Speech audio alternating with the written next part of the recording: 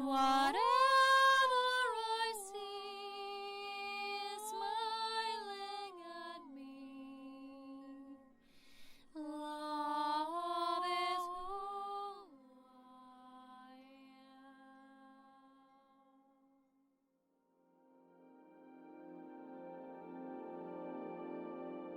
Hello there, beloved Ascension Pioneers, and all those of you who feel called to the beloved path, to divine lovers of all life in creation. So welcome once again to one of my videos from the series of the Divine Reunion and Twin Soul. Of course, this is something I call the Path of the Beloved. You can call it whatever you want, you know. It's important that it represents the essence of that which you feel resonates with your own purpose. So today I want to go deeper with some of the things that are very important on this path as a part of our human experience, because as I always say, we're ascending and descending and lifting up, so illuminating the human physical experience. So as we're moving through this threshold of our physical ascension, what's happening is that there's an overlayering of the energy.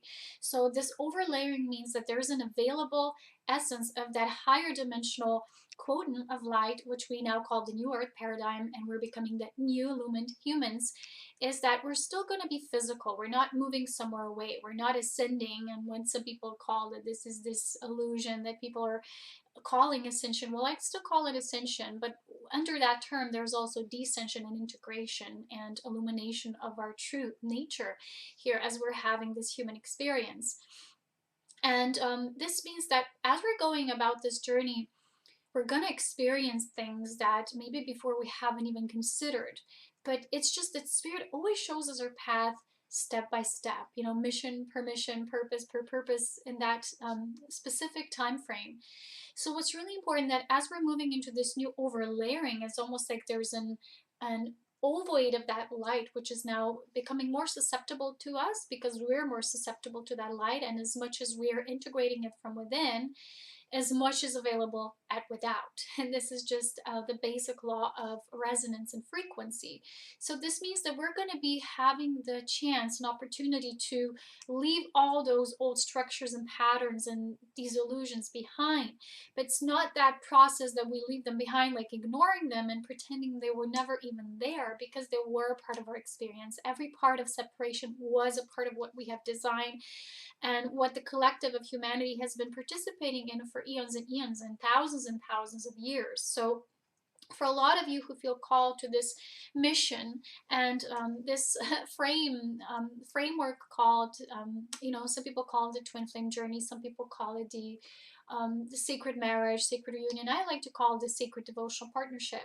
And this begins with us. And those of you who feel called to this specific purpose, it just means that usually this path has been paved with relationship energy. There was a lot of relationship exchange because this is where we're doing this work. There's many beautiful beings who are helping and assisting and, you know, participating in this collective shift, and as well as some people maybe are having more focus on their family lives, or they are changing the structures in certain societies and certain for example, they go and they work within a certain company, or they work within a certain framework or more collective group consciousness, and that they're changing things through their own contribution that way. While a path of the sacred marriage, and I'm not saying it's not that all those who are choosing will move into sacred marriage, but what I'm saying here is that those of us who have been already built in with this innate desire, that we felt that this is our major first, almost like the first primary focus of our journey. And although we're doing many things, this is always our focus. So if you're one of those souls who felt relationships were always a huge part of your focus, and not from the perspective of, you know, you're seeking relationships because you cannot be well on your own, and people say you don't need them because you're enlightened without that. This is beyond that. This is because we're coming here, the path of the beloved, the path of the divine lover, is coming here and changing every single belief that we have as relating human beings. And this, of course, deals specifically with our emotional experience, many experiences, and what we're integrating within that. So to be more specific, I wanted to give you more examples today because, you know, I talk about this subject a lot, and each time I want to go a little deeper, as also, you know, I cannot share what's also not happening within my own path, because we really are voluntary pioneers by really participating with that which we're then sharing, because we're collectively engaging with that. And in our own individual way, we're contributing with our unique energy signatures as we're changing them, because we are being infused with greater light. We're merging with our light body forms, and with that process, so much is dissolving, and we get these urges of what we wish to change and what no longer works for us, and where there were patternings in our human DNA. So we're finding those out as we're going along our journey. And this beloved path is all about this. It's all about you and your relating with others. Of course, always coming back to the primary, which is you, that self-love, which has been referenced also in the Bible. Have, this path is all about love thy God with all of your heart, which means you are a part of God. Is self-love is the doorway, is the key through that purity that you unlock within yourself, that leads you to the multidimensional awareness of the love for all that is. So complete acceptance of all life in creation. In that regard, I wish to say that this is also work. It's not because you're having this path and this was your major cycle of growth in its primary essence. It doesn't mean now this wasn't a part of your work. I've always shared with you that what I call Ascension Pioneers, and what I do, these videos or my writings or whatever I share, even my artwork, none of that is as important as that which I go through this path of the beloved initiations. And this is something so sacred that each one of us is experiencing in our unique way. And that is why we will always have hardship when we're going to try to compare this path with others. And I see there's a lot of people generalizing about this path, and it's not going to be the same for even one person, because we have decided to kind of like choose our unique niche within the whole game of the beloveds returning. So it's almost like the coupling energy in its pure perfected form returning, but not in a way that we're just ascending, but we need to descend to it. That means that what I've written here is, the title of the beloved human integration, because we're becoming the beloved human. Remember my video a few videos back when I talked about the descension of the beloved essence here in our form? It's because we're becoming our own beloved. It feels like we're so deeply falling in love with ourselves, with all aspects of who we are. And we've all had aspects that we rather would push aside, and we would say, that's not me. Let me give you one example. If I was waking up to a huge part of me, which was a certain essence that was developing and blossoming multidimensionally within me at that particular time frame, but if I put identity to it and I said I'm only that, I would suffer for it, because it would deprive me of that which I also am. And there's many beautiful essences. In the end, you're just going to be, I just feel like a sacred tantrika, which is the sacred goddess who's just exchanging the life force within every framework, within every single thread of life that comes to me, that I engage with. That is just like this natural mutual exchange. This does not deal with manipulation and energy distortion, like you go for something because you want it so badly, and if there's no response, you're still going to try to hunt that thing. And I'm going to mention this here when I'm going to give you some integration examples on our human level. But what I wish to say here is this is not the case here. With the beloved essence, it needs to be pure. When we're having human experiences, I'm not now referring to the fallen energy, because a lot of people confuse the words descension with the fallen, our fallen frequency. Now you've descended, you've fallen. Well, the thing is that a lot of us, I've had this guidance today, who felt and came from higher planes of existence to assist here, especially volunteer souls who really came here to pave this way. To pave the way means to establish a road that hasn't yet been established. It's there energetically, there's a potential to it. But you as a sovereign master, you're not just living in the potential, you're making it real. You're creating tangible life forms. So that means that a lot of the masters in training, for a while, they felt they don't want to descend fully their angelic essence, their pure essence. I would sometimes call it my elven essence. You want to remain so beautifully, keep it up there as something so precious and sacred, and you don't want anything to take it away from you. So we had these even experiences. We wouldn't want to mingle with other people that weren't exactly like that, or we wouldn't want to share it a certain way, or we just wanted this for us, because this was the first initial stage of falling in love with the self, of the beloved path. And this, as many people talk about the twin flame journey, all they continuously stress is this: to be together. Why not to be together? Why is this way? Why are the circumstances around the unions and reunions in a certain way? Well, I like to focus on that which we're integrating, not the situations or circumstances, but what they mean for us. Why are things this way? And this video is specifically relating to that. So when this first primary essence of our ascension began, we really wanted to keep it pure and light and want to stay here. And it's just beautiful and fantastic. And you feel like a precious little prince or princess or whatever you feel. It's just you feel that royal essence, your angelic essence, your purity awakening. And that's the first part of your ascension. Well, eventually life will knock on your door and it will say, you're not meant to just stay up here or to just have it for you, because you as a voluntary soul, as an essential pioneer, you came here to share that with the world. But in order for you to do that in purity and a refined human essence, so descension is not the fallen frequency, you do descend, your spirit into form. So it's the descent of your soul, it's the pure embodiment, and that's the word I like to use, is embodiment. And you cannot really embody without having the human integration, and that human integration comes through human experiences. So as you see these dots, they mean that there is no human integration without the human experience. We might know things in our mind, we might feel them, we know things a certain way, but our bodies still need to physically experience, because our cells have a particular memory, and we're refining and reawakening that memory and putting new timelines into it. So these timelines are based on pure, unconditional, and divine love. And how we do that within this beloved path is that we have to go through these things. We have to go through these relationships. We have to also go through the relationships, certain dynamics and situations sometimes that we would primarily never thought that would happen, because when we're up there, we sometimes feel so fantastic, so magical, so pure, so divine, that we now perceive all of our experiences will be like, oh, I don't have any other word to describe it. But in a lot of the cases in ascension, this is so. And a lot of our experiences when we're with our source, we're in communing with spirit, do feel like that. And it is amazing. And that's why a lot of the people don't want to leave that safety nest. But when you will have this specific mission for you, you will eventually be called by your soul to bring its light in its fullest spectrum and potentiality, and make it real and firmly rooted in your physical embodiment. So when I say the human integration through the embrace, sometimes we talk about the tantric embrace. In tantra, we like to mention the words tantric embrace, when the two lovers just embrace like that. That embrace is the pure ecstasy of you reuniting with your being. It can be with yourself, with your source, with another in relationship, but basically it's that embrace of the totality of you, all that you are. And while we're being in that beautiful, blissful experience, we're not thinking of ourselves as angelic, elven, ET, hybrid, all of these essences, right? We don't think of ourselves. We're just feeling and how the energy of our unique essence is filtering itself through. We're just feeling it, and we feel that magical sense.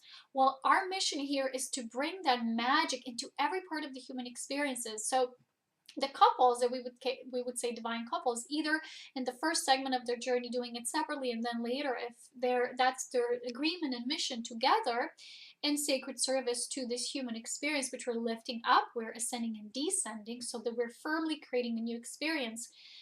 Well, a lot of the times feel that they need to go through the journey of certain human experiences that maybe in the beginning they would feel like, that's something I would never do, or that's something that I, as angelic, elven, extraterrestrial, wise being, ancient one, all of these terms that we like to use, especially in the New Age, right? In the light worker community specifically, where all these words, and we have this dot, dot, dot saying, I would never do this, or I would never do that, because I'm pure, I'm beautiful, I'm source, and source would not do that. So what we're doing in this beloved journey is we're eventually going to be presented with exactly those things that we maybe at a certain specific a vertical part of our journey we said no to, and I would never do.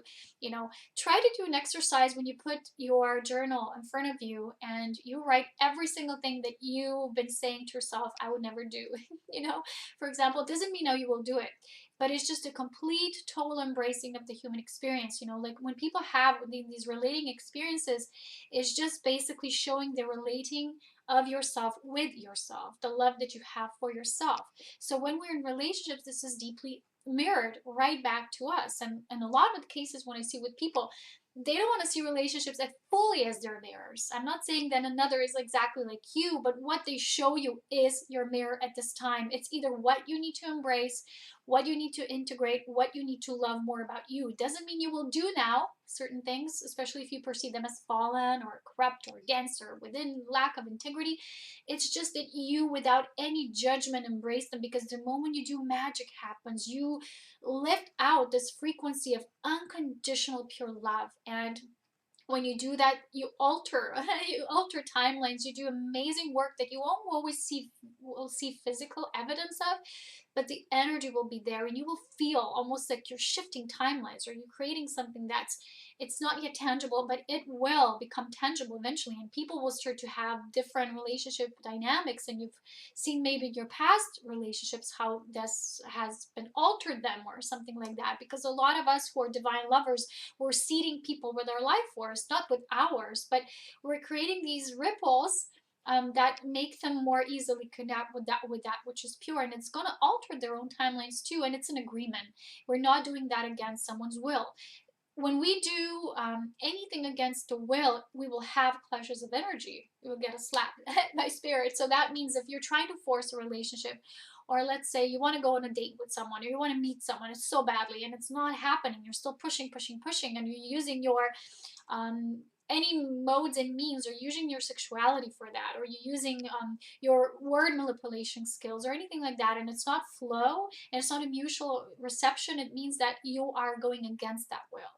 You're not co-creating, but you're forcing it. So we need to observe for that. I'm not saying this is what we're doing here.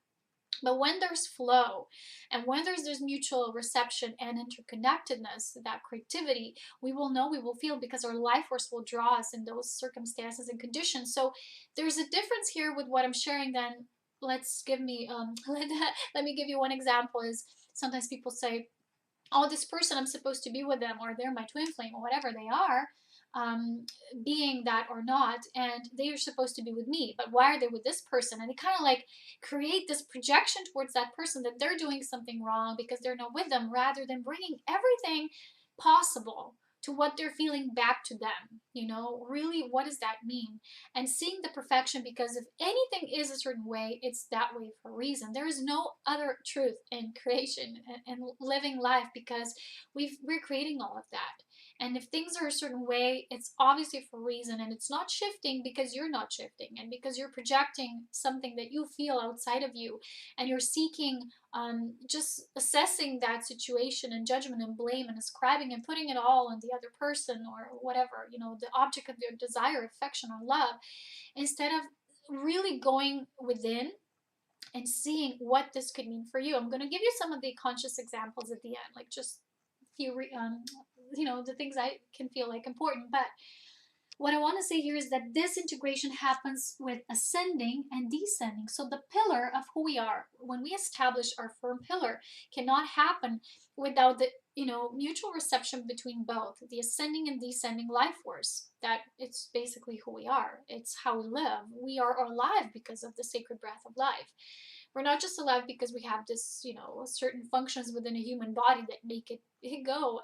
Sometimes, you know, there's examples when there's a perfectly healthy body, but you know, it's just a person died, or they transition into spirit, or you know, there's examples like this. It's because there also needs to be life force. But to master the potentiality of how much of that life force, so we can have the totality of who we are in our life body, in our human body, means that we have to dissolve all of that which kind of limits us. It limits us in a human level. So what we're doing here is, with that ascended experience, with that beauty, grace, magic, upliftment, joy, elevation, we're bringing those essences down so that we can also see that they also can apply to the human level and the human experiences. Because a lot of times we judge these things saying, oh, that's a lower frequency, I'm not going there. And our job here, our role as ambassadors of this new, as divine lovers of life, is not to escape these situations, but to bring that of Anheim into those situations, to reverberate that. And a lot of times, those of us who have this purpose, we will meet many people, not just one, because these people will show us these different aspects of the human nature to embrace. And even though we might feel, oh, that doesn't relate to how I am in spirit, I know only purity, and I'm coming from higher realms, or I'm this and that density, and that experience is just so below me. even though there's a part of you that says that you are human now. So you are here participating with life, with people, with situations, with, whatever is there presented to you. And whatever comes into your life is for you, it's for your soul. It's just for us to not mentally figure that out, but to feel with our hearts what's the message of it. And that means we're sometimes going to be pushed into these experiences that will feel, why is this so? And the more open we are, the more we're going to say yes to life. Have you ever watched a movie with Jim Carrey, Yes Man? I know he kind of overdid it at the end, because we can't just always say yes, right? We're breathing in and out. But there is a fine line in that movie which shows that we really have to be open and susceptible. And when we do that, it's just more comes in, more magic, more flow, more opportunities. Because when we're closing those human filters down because of the judgment of that's not spiritual enough, that's not high enough, that's not pure enough, what we're doing is we're constantly still feeding that separation. And even though we, as a lot of pioneers, we have this beautiful memory of more refined states that we're now experiencing here in this planet, we've come here to do the work here. So we're not leaving anywhere, but we, with our refined ascended state, we're putting that into our descended experiences. So when we have those human interactions, so this means that we're going to create this integration between the beloved path, which is the beloved essence you feel within you, the purity, the magic, the grace, that unconditional love that people say, well, you only share that with your twin flame. Why would we think that? Why would we think that if all is of that true love originated from source? That is your biggest, most ultimate mirror for that. But it doesn't mean now you share that kind of love only with that being that you perceive or know as your twin flame. So that beloved path is in direct alignment and, in correspondence to the relationship path. So the relationship path is that which we are now also embracing as sacred. And on that level, every beloved you meet, everyone you're interacting with, you're exchanging energy with, you're having fun with, you're basically creating joy together with, is that sacred beloved as well. So when we master all those different states of love, from agape to eros to love of service, love of family, love of motherhood, brotherhood, sisterhood, a love of companionship, all those loves in unison. I wrote one here because in truth there is only one, right? You might feel like you have one ultimate mirror, but that is the mirror for you to learn first self-love so you can spread it out to all life in creation. And that's just the first initial experience. And a lot of people are still there, fighting their way, fighting, quote unquote. What I'm saying is they're struggling a lot of the times through that because they're still not willing to see all aspects of themselves. And they will, because they've chosen this path. Of course, for some might be more challenging, more difficult. Some have chosen maybe more difficult specific requirements or situations in their life. And they're really brave souls. So we're not to judge anything that we perceive outside of us when we might say, oh, this person's not getting it. Why are they so slow? Don't judge that, because you don't know what they're choosing on the soul level, because we've each chosen what we needed to for a very specific reason that's known just to us.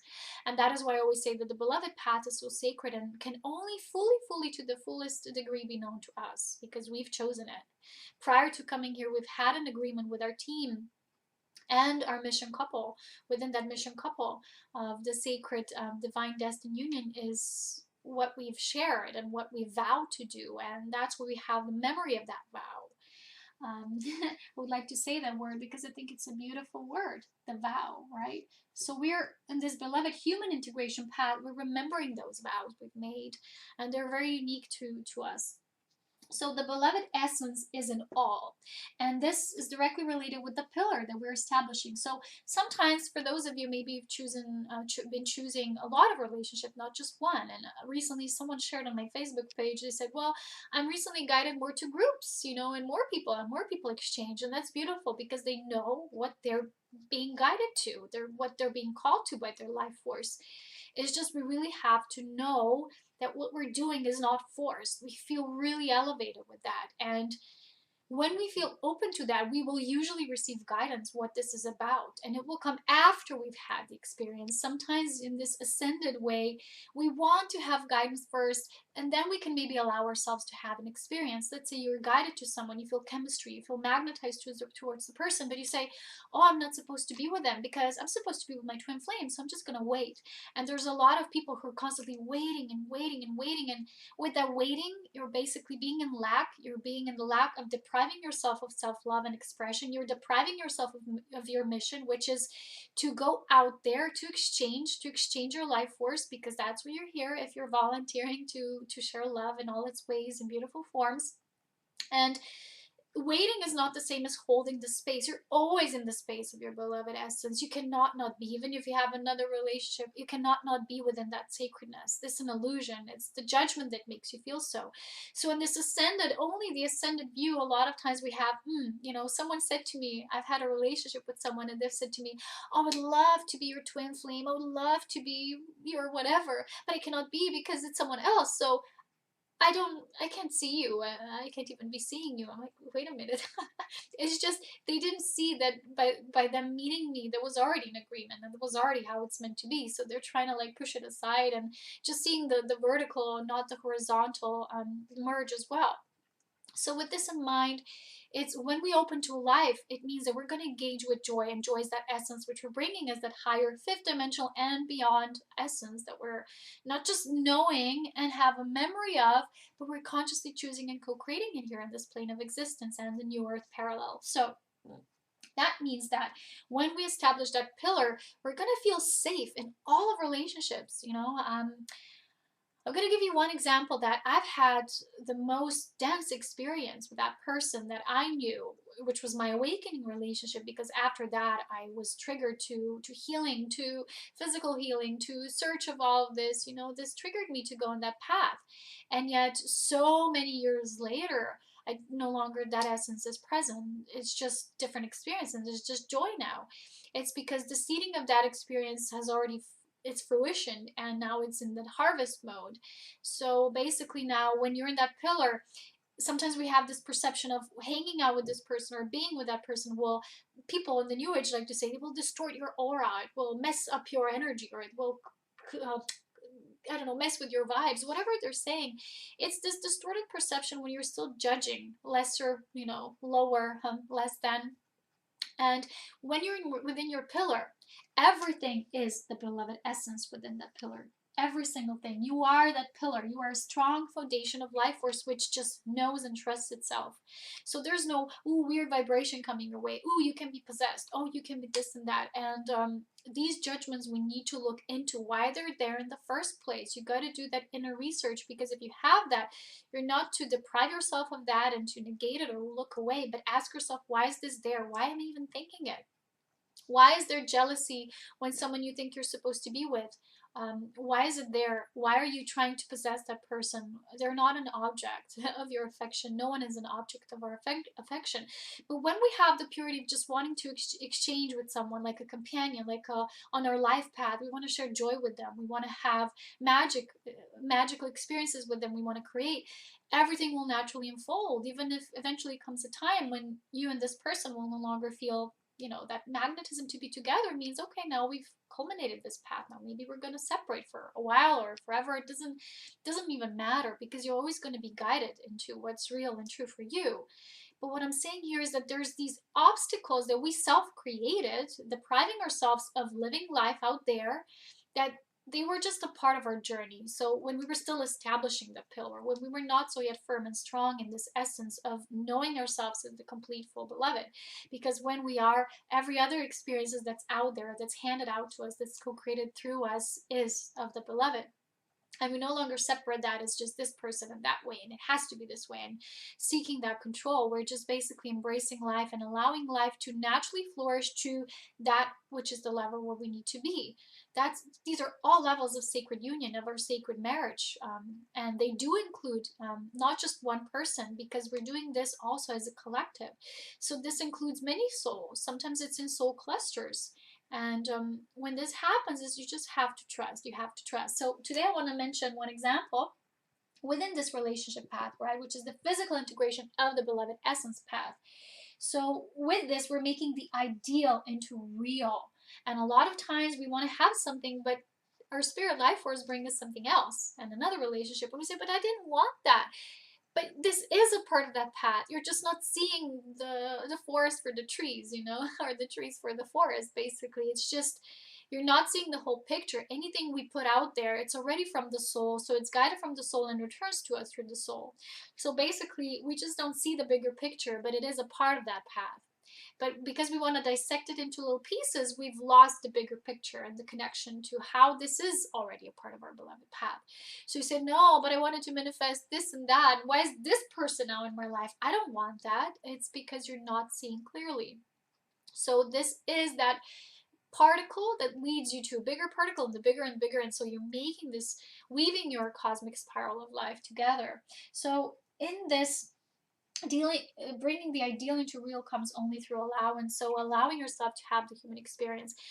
Maybe do an exercise when all these things you've said, I would never do this or I would never do that. Maybe do an exercise when you write down anything you really wanted to do but you never did, and then because it was always, but I didn't want to do it that way or with this person or that way, but that was trying to see the control aspect within you that is a tiny little obstacle. It's like a gatekeeper, right? So we all have these gateways, and there's always this tiny little gatekeeper there that says, leaves someone in through the door or says, no, go back, right? You cannot enter. So this tiny gatekeeper, commune with them, commune why this way and maybe not this way, and just see the wisdom, right? Sometimes there's a wisdom in saying, no, I don't want that, and sometimes see if there's a how would I call it, like a permanent pattern that you have genetically assimilated for yourself. So I have one example, with someone sharing with me that they've had a parent which was very against sex and the nature of sexuality as us in humans. And so she also needed to go through certain human experiences to dissolve that pattern, to basically integrate it, to so fully embrace a part of the human sexual nature that we can basically translate it and transcend it into something else. But we can do that without having an actual experience. And a lot of things we've had are genetic imprints that come from our ancestral lines. When you would call someone, they're a prude, they have all these prejudices, they're closed off. I've met a person who said that, no, they're just good, they're never bad, and they've had like almost this judge that says only do good things, but when this happens, we're usually so in judgment of every part of the human experiences and our psyche that these parts will always kind of be pent up underneath the surface, and it will irritate us. And I remember that person, when I kind of called these aspects of them out, they said to me, you always annoy me. I'm annoyed by what you're saying. And I said, you're not annoyed by me. You're annoyed by that which you're constantly leaving underneath the surface, and you're not wanting to see it, and you're not wanting to say to those parts, I love you too. I love you. All these fingers, all these aspects, just loving them. It doesn't mean now you're going to have to do something horrific as a human being, but we do have the potential and capacity to do anything. That's the human nature, but we cannot transcend it by avoidance and by neglecting and not choosing to see and witness what's there. So that's why I recommended the exercise when we say, I would never do this, right? I would never do that. And every one of us within our purity felt certain things are off or bad or wrong. And when we saw something like for coming from the outside as a memory of that experience, we'd say, oh no, I would never do that.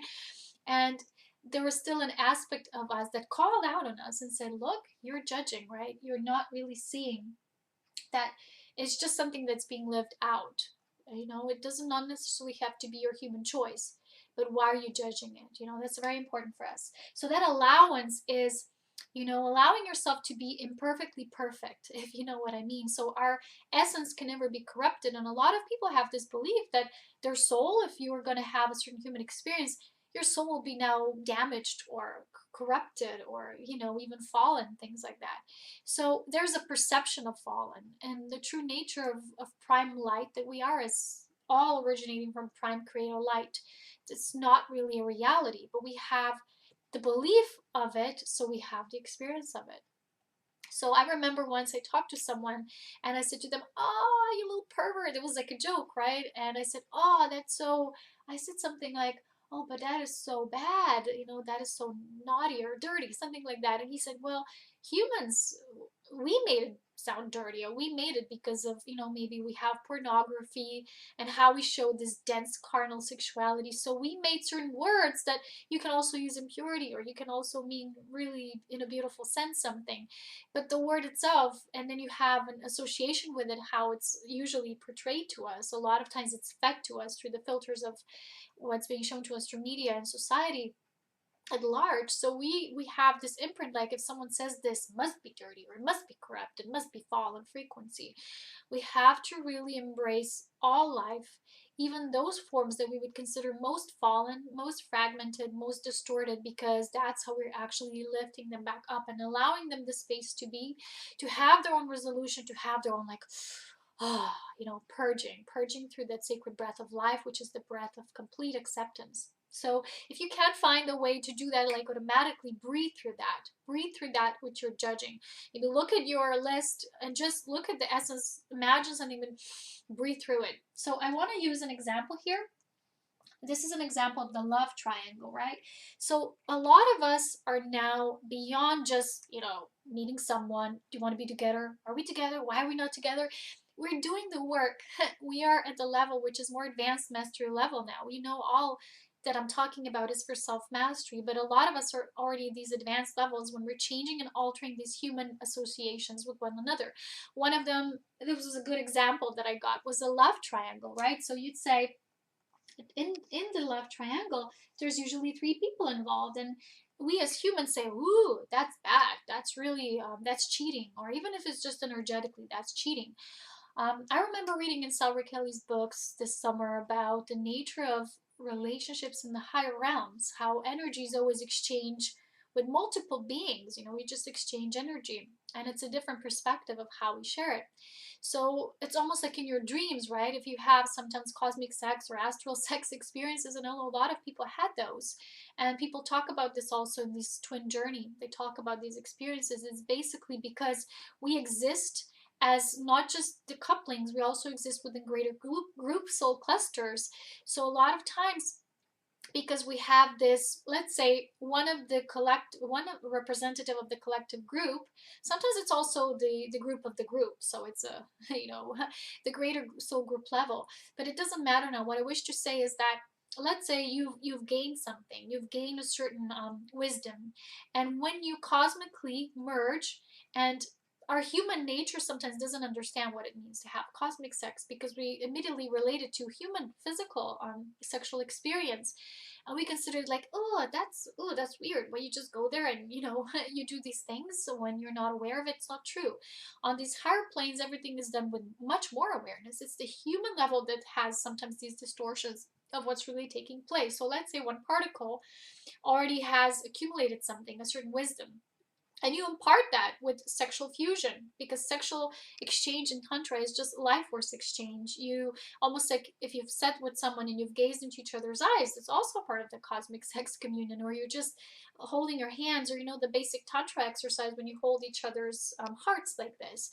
So basically, we don't always see what's happening behind the scenes, but there's a greater fusion and merges of energy taking place. So they could be like almost like catching up with each other, right? And we, our human minds, sometimes take that as, ugh, you know, that's weird. Why would you do that?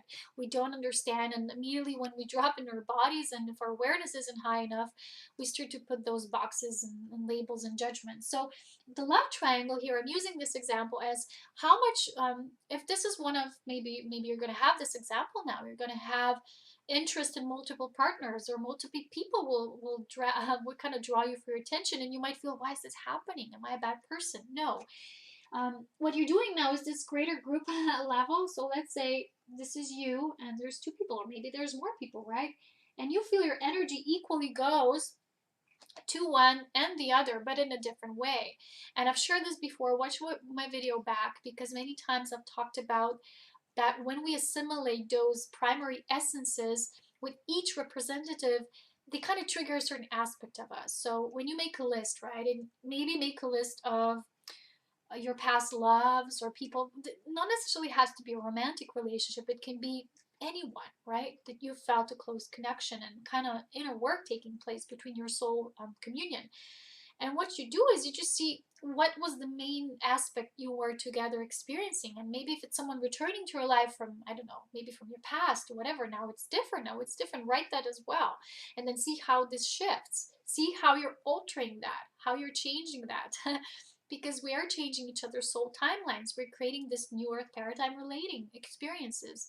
And this is this twin soul path. It's doing the work in the human, for the human level. It's not just thinking about whether you want to be together with this person or not. It's really, it's beginner level. So I'm not saying it's anything wrong with that. I'm just saying that those of you who might find yourself in these circumstances and conditions, know that you're here to do this work.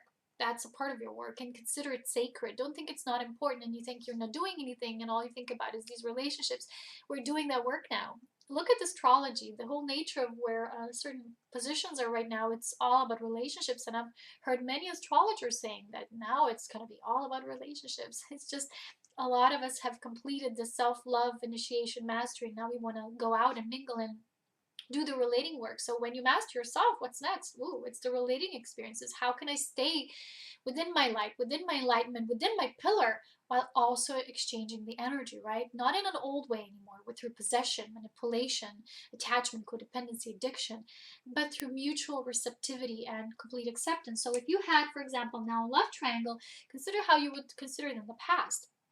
Let's say you have two people you're engaging with. I'm not saying sexually, but maybe it's just energy wise. You feel your heart belongs to, maybe, wow, it belongs to two people at the same time, or I don't know, I'm just making this up. But some of the examples that I went through kind of, like can mirror that in certain way and degree.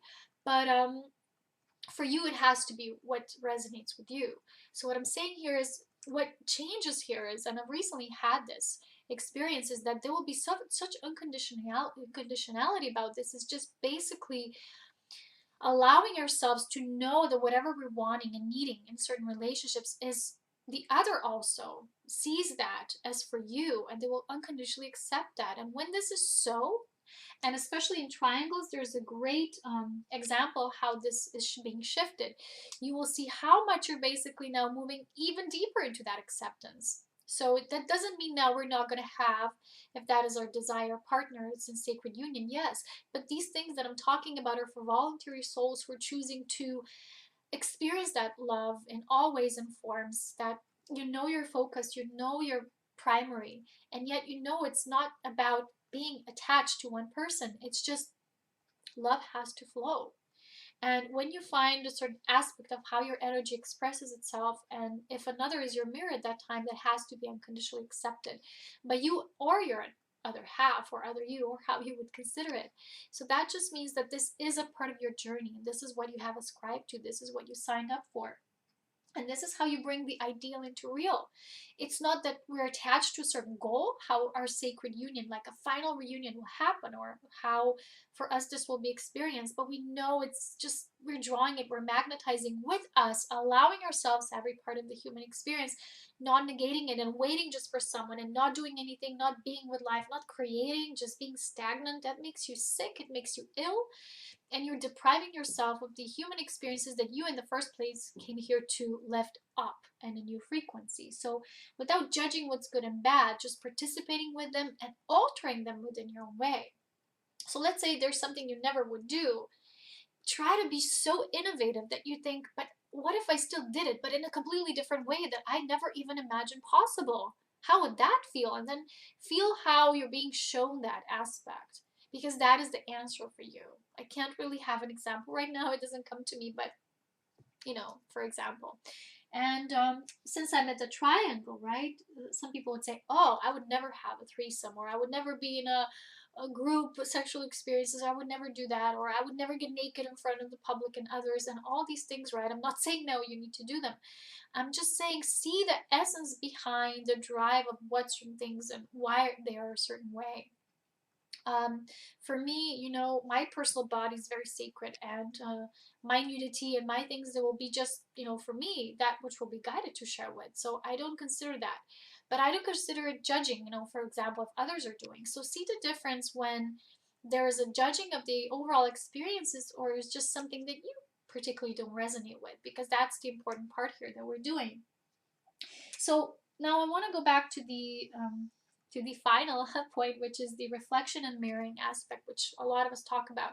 But people don't usually understand this still to the degree that is so important, which means that someone who mirrors you at that time, not necessarily they will be your mirror for where you are in your journey or how you're like. Sometimes people just come and show you where you no longer are at, or what you no longer wish to accept as your truth, or something you've transcended.